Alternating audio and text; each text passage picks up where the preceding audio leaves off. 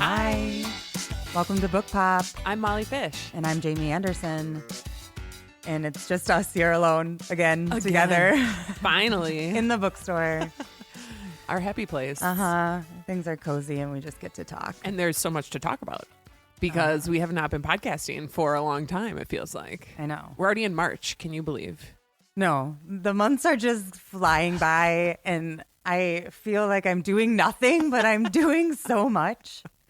I just started being able to write 2025 on like checks or whenever I date anything.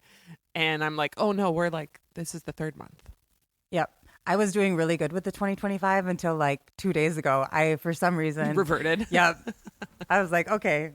And here we are again in 2024. We took a long break, but we are hoping to not take as long of breaks in the future. We are going to move to a every other week release schedule for the podcast. Weekly was kind of a lot. Mm-hmm. And then I felt like we had to take breaks to like recharge and have some time off in the week. And to read books that we... And to read books we could so that we talk can talk about them. But now I feel like when we do every other week, we're going to have content of what we've read more consistently. We're going to have new stuff going on all the time. We'll have more consistent episodes coming out. And then we'll probably just still take a big break around the holidays at the end of the year. But yeah, we're excited. So does everybody. So. Yeah, so does everybody. And a lot can happen in 2 weeks at the bookstore. I feel like it changes so fast. Totally. Yeah. The last 2 weeks have been nuts with our changes. We got like brand new tables up front, which was like a whole thing. And then we rearranged a bunch of stuff. I know there's so many more books that are featured and it's fun to pick them out.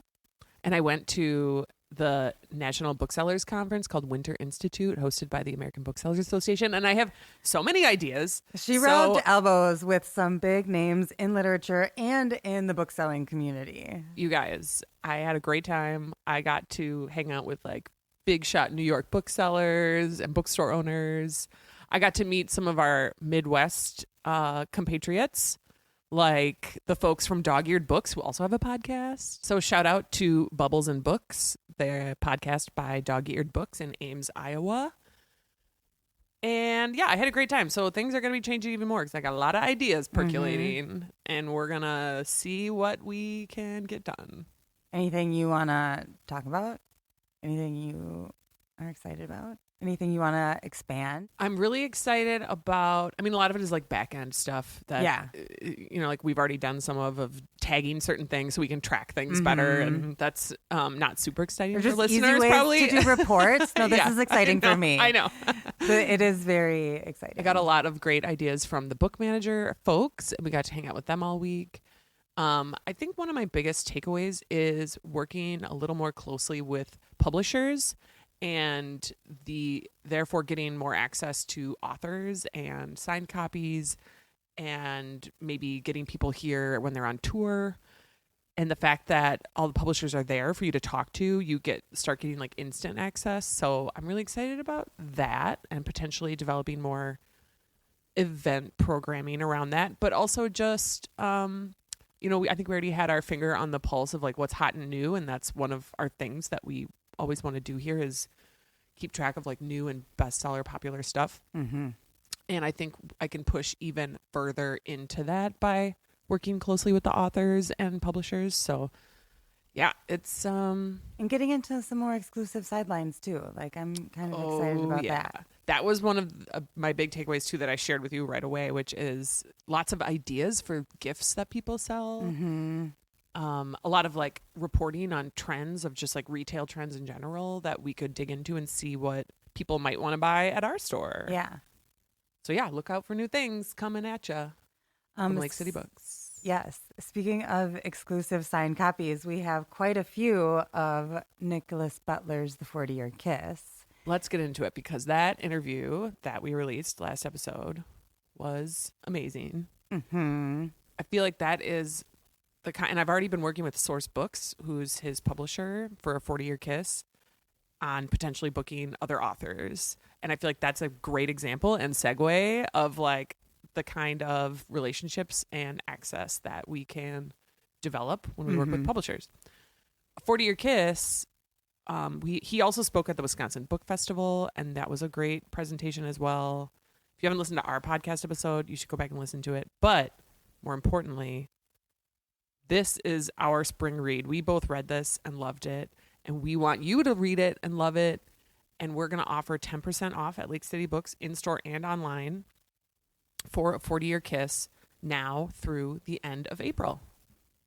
That's amazing. And we're doing this because we want you to read the book. This is going to be our spring read. We're going to have a survey for you to fill out, see what you thought about the book, if you loved it as much as we did, if you had different feelings. We want to hear it all. We're going to do an episode, and we're going to pick it apart. We're going to see what makes this book really special.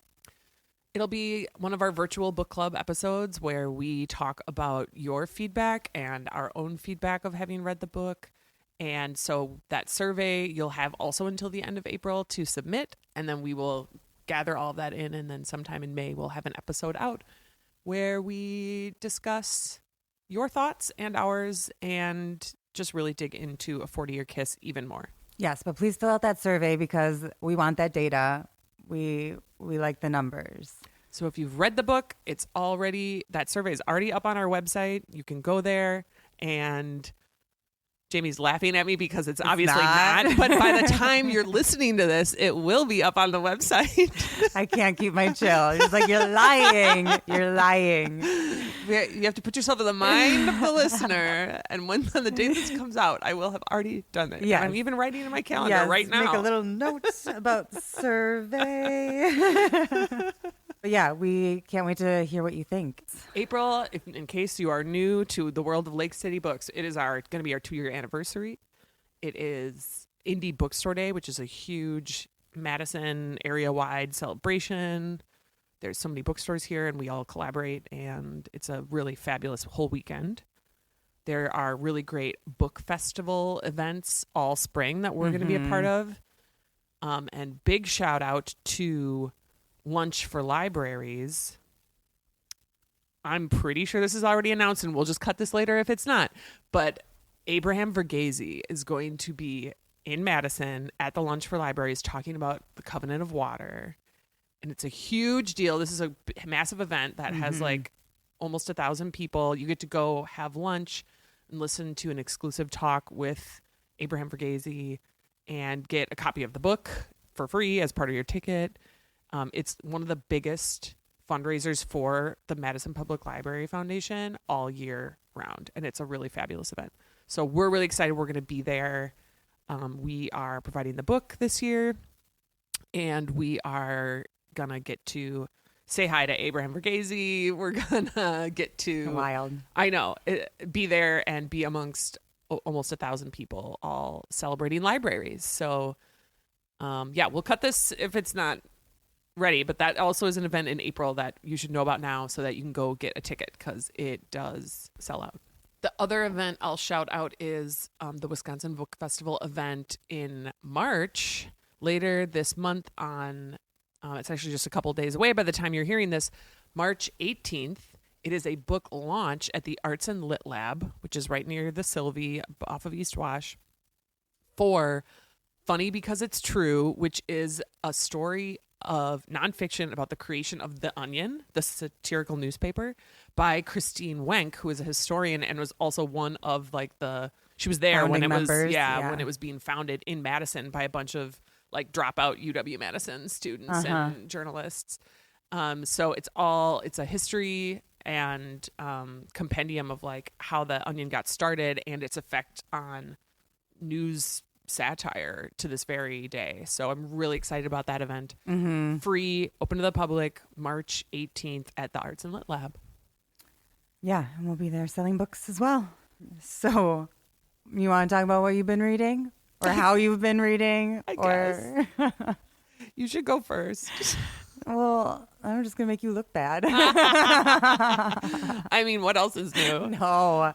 Well, Not true. yeah, my thing is like I have this puppy and he's wonderful, but he also is taking up a lot of my time and mental energy, and I've just not been able to read. He destroyed one of my books recently. Did I tell you about this? Oh, no. I had a book that I left on my nightstand, which I have been doing since I've had him. Yeah. I've had multiple books on my nightstand. because he's been really good about And books. he's been really good about books. He's never touched a book at the store. Uh-huh. He might go after like the stuffies. Stuffies, yeah. And he grabbed, but I think he was acting out because I was locking him into our bedroom with like a baby gate to separate him from me because he had been like, aggressively playing with me, and I had to create some separation. So he jumped up onto the nightstand, ripped the book off. The cover goes flying. Well, the cover's in his mouth, and then the rest of the book goes flying. So then I'm running towards the book. He spits the cover out, grabs it, and then like shakes it really hard. And I finally, like, I've been working on Leave It with him, which, when puppies are all worked up, it doesn't work great, but I finally got it back. It's readable. Yeah. I taped the cover back on. Yeah. It's full of chew marks. The whole book. my It's gosh. like kind of wrinkly and whatever. Anyway, it's been hard to read. Is my point. Yes. Yeah. I have started getting into like more audiobooks when I do walks with him rather than just podcasts. So like I finished one audiobook already this year and I'm on to my second. I feel really good about that. Yeah, no kidding. I'm trying to up my game there and like use that as a time where I'm like, it's okay that I have to go do a 45-minute walk. Yeah. I'm reading while I do that. Yeah. But it's been slow. Mm-hmm. Why don't you talk about how you're reading? I've been off to a really good start this year. I think I don't know my exact number, but okay, so I read 4 books in the month of February. That's along with my goal. And That's great. I'm happy with that. And the other thing is just I have so many books that I want to read. I was doing really good getting my TBR down, and now it's just Re-exploding. yes, because what I did is I made another TBR in a different place so that like I could justify like, oh, look at my little TBR, but look at this big TBR. But I'm also so much of a mood reader, and my mood has been all over the fucking place all year, all 2025. So I think it's good that I have all the books that I want to read, and I can just pick and choose to what I'm feeling and move on when it's not right. What are you reading right now? Right now, I am reading The Winter of the Witch by Catherine Arden, which is the third in the trilogy. It's like the Winter Night trilogy that she wrote. It's like Russian folklore. I think I talked about reading the first one on here maybe back in December. I love it. The first one's called The Bear and the Nightingale. Yeah. And the second one is The Girl in the Tower. And the third one is this one, The Winter of the Witch. And it's all like wintry Russian folktale, fantasy, historical fantasy, really well written. I recommended the first one to one of our staff members, and she has now read the whole trilogy. And then when she found out I hadn't read the third one yet, she's like, what? No, you have to finish it so we can talk about it. So I was like, okay, I'll bump that up. Yeah. I did get her into the trilogy, so I feel like I should finish it. There's another one of our regulars that just picked up the second one because of you. So That's right. I've been selling this book now. Yeah. Once I like read and love something, I feel like Well, and everybody's raving about it, and now I got to read it, and now it's like one of those books that we both end up reading because we know it's unfortunately, so good. my dog ate one of them, so you can't. Oh, I can't even borrow yours. I mean, you can, but Yeah. it's sad. So that is the physical book I'm reading, and then I'm listening to The Stolen Queen by Fiona Davis, which is a new book. It's like historical fiction about an Egyptologist, and it's kind of flashing back between when she was studying in like the late 20s, early 30s, like in Egypt, doing some excavating. And then something happens, and then it flashes forward to her, like in the 70s when she's older, and something comes back to haunt her from that dig site, basically. And she's also like with different men in both of these time periods, and you're like figuring out what happened with the first one. And so there's a lot of like mystery and historical mystery, and then I would say like for fans of The Mummy, the movie, oh yeah, you would probably like this. It gives The Mummy vibes, and very moving really quickly, like as an audiobook too. I'm really enjoying listening to it. It's jumping. There's also like another character that's been introduced in the 70s timeline, and it's jumping between those characters and then the past, and so it's just moving really quickly. Is it really like keep everything separate really well? Yep, it announces like here's the person and the time and like the year that we're in at the beginning of every chapter, and they're kind of shorter chapters, so you don't like lose track of who you're with. Okay. I'm really liking it. It's right up my alley with Egyptology and historical fiction and strong female characters. Yeah. So yeah, that's The Stolen Queen. By You said Fiona you're listening to Davis. that one? Mhm. Okay. That's my dog walk book right Your now. dog walk book? Mm-hmm. I'm listening to First Time Caller by B.K. Borison. It's really cute. The premise of this is the woman got pregnant really young. Not relatable for me at all. And she's kind of like raising her kid. The father of her child ends up being gay, is with a man, and they live like next to each other, have a great relationship. They're very close, but she's been single for forever.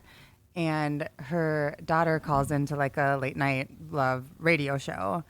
And the mom catches her and ends up talking to the radio host. Oh, so this is the And- Sleepless in Seattle one. Yes. Yes. It's very Sleepless in Seattle. But then this episode, like a few weeks later, goes viral. And the radio station goes and contacts her and is like, will you do this series with us? We love to help you like find love. Ah. So the love interest is obviously the radio host, Oh. Aiden. And there's like really good tension in there. It's a slow burn. I'm like Yeah. halfway through it and it's just getting like steamy. Okay. But I'm like, I was sweating on the way over here. It was getting very steamy. Cute. Yes. But there's like super cute things about this that I loved so much. She is a mechanic. Oh, And yeah. she works like the garage she works at with a bunch of other men, and they find out she's done this episode once it goes viral, and they're so supportive of her. They're like, "Good for you for speaking your truth," and like it's just so wholesome. The environment makes it so cozy. I love it. That sounds really good. It Oh, is. Dang. Now I gotta add another I one know. to my TBR. Well, and I've heard like so many good things about so many romances that have come out lately. Like know. Beg, Borrow, Steal, is that Sarah Adams? Yep. I've heard rave things about that. It's hard to choose which one to palate cleanse with because there's so many. Wait till you see the 3 boxes of Arcs. advanced review copies that I'm bringing back from the Winter Institute because there was a lot of good romance in there. Is that Jasmine what FedEx Guillory. just dropped off? Because Oh my God! We Actually, should've- it is. Oh.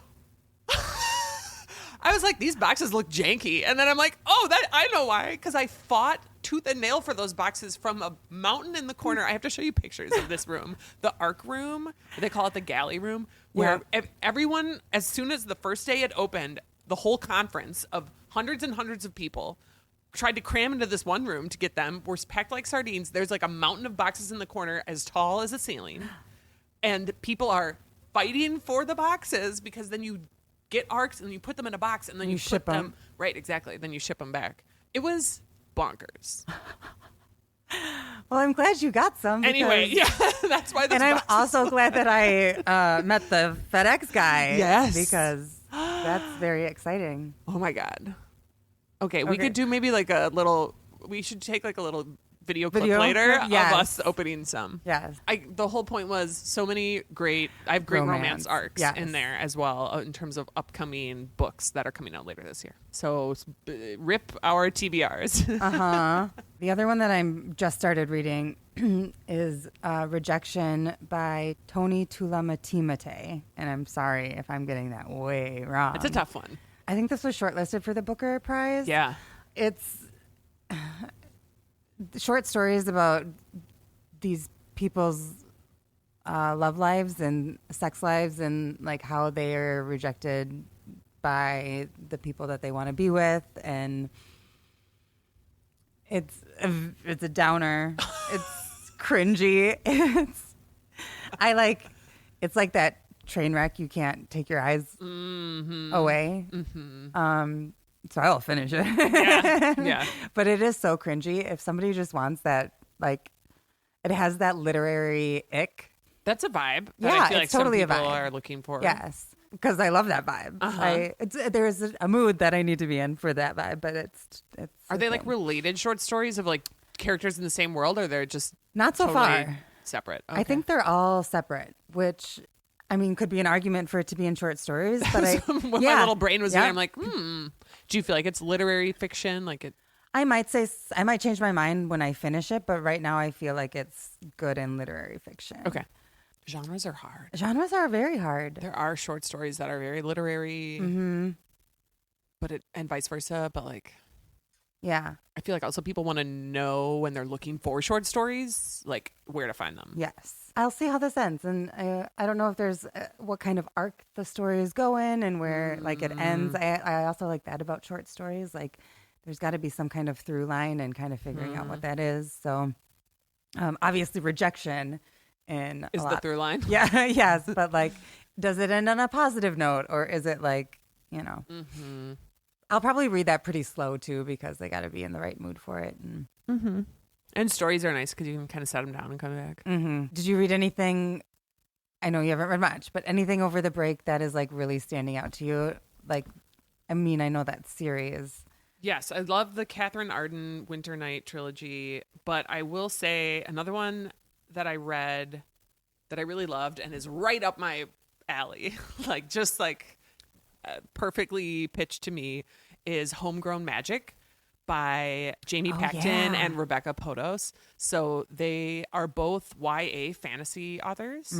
Jamie Paxton is from Madison. Absinthe Underground has been one of my staff picks for a long time, and that's YA fantasy romance. It's like cozy. That one's a sapphic romance where they like go to this green fairy world and have to like do a heist, and they're fun and cozy with great character building and like easy world building too. It's like just it's easy. Yeah. This is very You're just similar. along for the ride. Yeah, exactly. Like some fantasy can be hard where you're like I'm having to purposefully memorize things and look at this map all the time. I feel like Jamie Paxton does really easy world building, but still like rich. Yeah. And Homegrown Magic was like also up my alley because it was very plant based. Oh, cute. It's like a plant witch who has to save her town. And then the heir to the throne, who is like a gender fluid rebel and is like running away because they don't want to be pinned down to this you have to work for the family business and you have to like pop out heirs situation. They also use they them pronouns in their chapters, so it flips between these two perspectives. And reading with they them pronouns, like where everyone is using it, was kind of fun. Yeah. And it was just not even like a question or like explained. And I feel like that's part of the easy world building is it's just like that's just who this person is. Yep.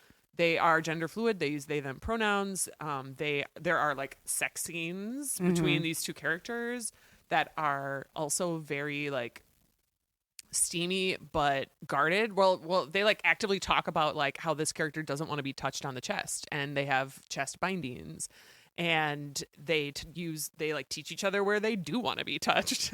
And so it is very intimate, but it's so cozy still. Yeah. And it's just like the fact that this world, nobody in the world questions any of this. Like there are just gender fluid characters all over the place that are and, like, communicating about what they want and setting boundaries. And it's like, just like really healthy and open all the time. And there are still some like secrets being kept about like who is the heir to what. And but it's more like family history and like emotional things, and not about like the sexuality piece. And just like everybody is a good looking lesbian, and then they're all kind of like hooking up, and it's very but cute. Yeah. And just like the plant stuff, because I love plants. And there's so many beautiful flower descriptions. And well, everybody loves plants now. I know. Plants are so in right now. Right? So Homegrown Magic, it's actually adult fantasy, which as I was reading, I was like, this isn't YA, is it? Because it got pretty steamy. But it is their first like adult cozy fantasy romance situation for both of these authors. And I thought they did a really great job because it still had the, it's like 20 something characters and really fun and cozy. And there's going to be a happy ending, but you don't know how it's going to happen because there's like a lot of conflict, and I loved it. I read it really fast. It helped me, I think, get over my slump a little bit to have something fun and cozy like that. Yeah. And I knew Jamie Paxton would deliver for me because I just loved Absinthe Underground so much. So I'm going to swap out my staff pick and make Homegrown Magic, which comes out in March. I think next, like in a week. Okay. So by the time you're listening to this, soon, it will have just come out, and we will have copies because I love this book, and it's going to be a staff pick for me. Yeah. I also read a fantasy over the break, and it was middle grade No, it's YA. Yeah. It feels a little middle grade. It's kind of straddling the line. Kind of like Harry Potter straddled the line. Yeah. A little younger YA fantasy. It follows this boy who finds out that his family has been like the keeper of this entrance to a magical world where there's a lot of magical creatures that we think are fictional in our world, but they actually exist in this world.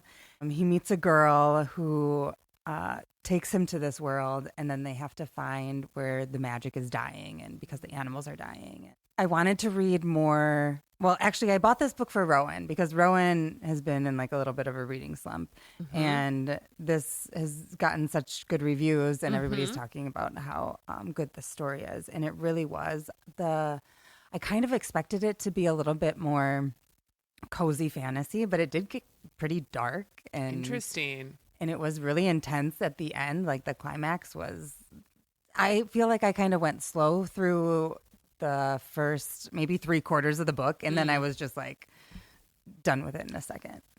It's giving like Chronicles of Narnia meets Fantastic Beasts vibes. Yes. So like, is there still like that action driven, Oh, yes. like where they're like going into this world and they're meeting all these characters And they're on a quest to they're find this, questing to and, get this, to make this. Because like Narnia yeah. gets pretty dark too. Yeah, that's true. So maybe it's similar to that, where it's Yeah. still, it's still like kid friendly, but Yes.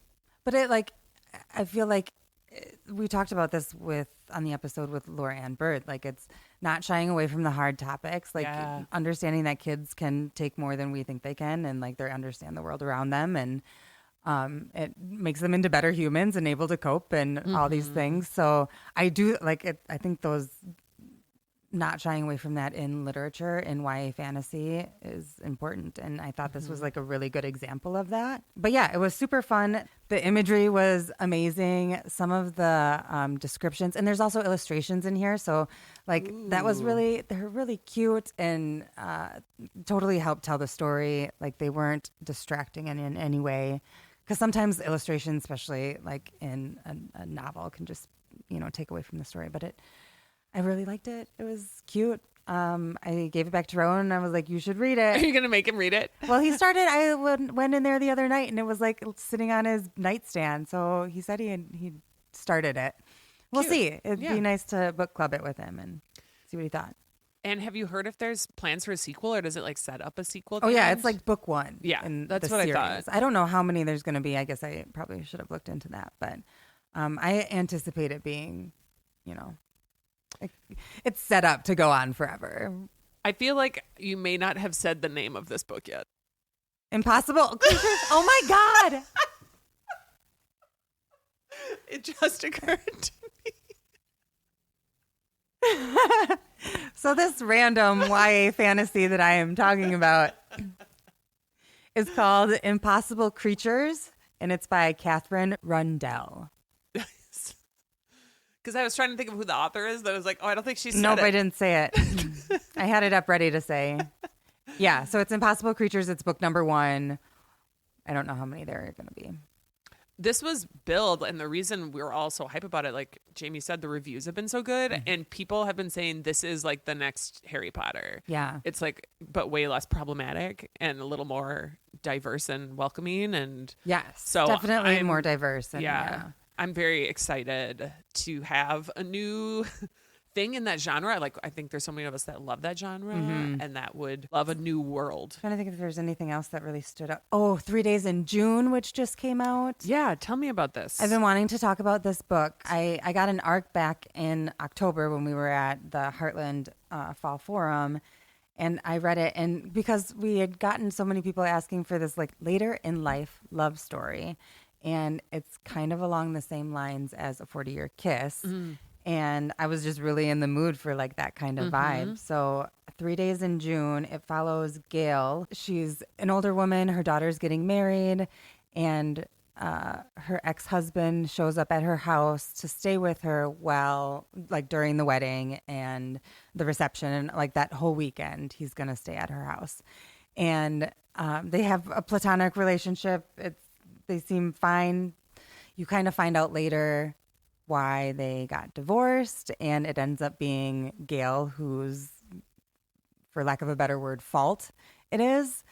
And during this time, they're also finding out that her daughter's fiance may have also had an indiscretion. And there's this question of like, is her daughter getting married? And like, what is Gail's influence on what she thinks her daughter should do and how that reflects on her experiences in her own marriage.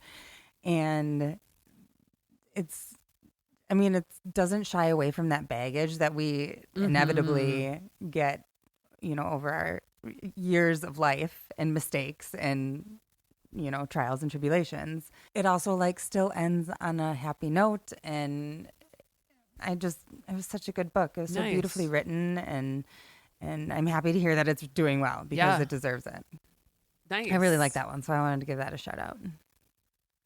You also read the book Deep Cuts that I wanted to talk to you about. I did. Yes, I want to let's hear talk about this because I have the arc for this as well, and I feel like it is another one of these like upcoming big spring books that's kind of getting some heat. I think you would love it. It's like Tomorrow and Tomorrow and Tomorrow meets A Visit from the Goon Squad. Oh. It's like, so two friends from college, there's always been this tension there.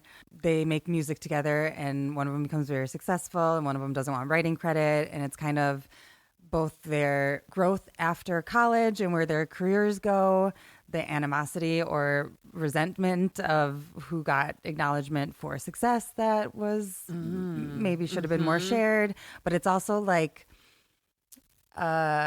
it's also a love story because there's so much tension. Like these two characters want to be together and things keep getting in their way. Maybe a little like Normal People, Sally Rooney too. And those are all books that I really loved. So I just ate this book up. I think you would really like it. It sounds like it. Uh-huh. Especially the music industry aspect. Yes. Yeah. It was very good. Yeah. I loved it. And who's the author of that? Holly Brickley. It was great. And it was fast paced and amazing. Yeah. Yeah. There were some books that like you've gotten to the arcs and I haven't because of my slump. So I'm like, okay, maybe I just use Jamie a little bit for the research. For ones that are coming out. Yeah, I'm happy to talk about them. I've been trying to be better about the arcs and especially being so privileged to have access to them. You want to be able to sell them when they come out. So this is also one of my goals after the thing I was excited about coming out of Winter Institute is like just reading ahead more, getting to really use the access that we have in a productive way and an exciting way to be able to read ahead a little bit of like what is upcoming. Yes. Which is why we started doing these little preview things. I know. It'll be too late to come to our first preview when this airs, but we hope to do it more regularly. Right. So on March 13th, which is in the past when you're hearing this, we'll have done our spring preview event where you can come listen to our most anticipated curated list of spring books that are coming out. You will get 20% off any pre-orders that you make that night. So not even just the stuff we recommend, just anything coming out in 2025, you can pre-order and get 20% off. And we're going to do one again in the fall. So if you're listening and you're like, wow, that sounds really fun, I wish I could have gone to that. Keep an eye out for one this fall because we're going to do the same thing where late summer we're going to do a fall preview and those will be huge titles at that point. Yes. Always huge in the fall. All right. I think we did it. We did it. We're Yay, back. We're back. We're back in the swing. Shaking off the dust. Actually, the next episode you hear might be some snippets from that spring that's preview right. event. We're going to try and record it. So if it works out, then you'll still get to hear those recommendations, even though you won't be able to come get the 20% off. That is exclusive to being at the event. Yes, but exclusive to listening to us, you can still participate. That's right. You and still take get in to all that hear information. it. Right. So thank you for listening. Yeah. We're so happy you're out there. Big shout out to Nancy at Arcadia Books who said she likes to listen to our podcast Nancy. while they're working. And I was like, oh my God, it feels so special. That's so sweet. Thanks, Nancy and Arcadia, our friends. That's right. And everyone, thanks to Hillary from Mystery to Me for giving me a ride home from the airport. It's really a tight community here. That's right. We're all just helping each other out. That's right. All right. We'll see you next time. No, you don't see us. See you at the bookstore. See you at the bookstore. Bye. What's my tag?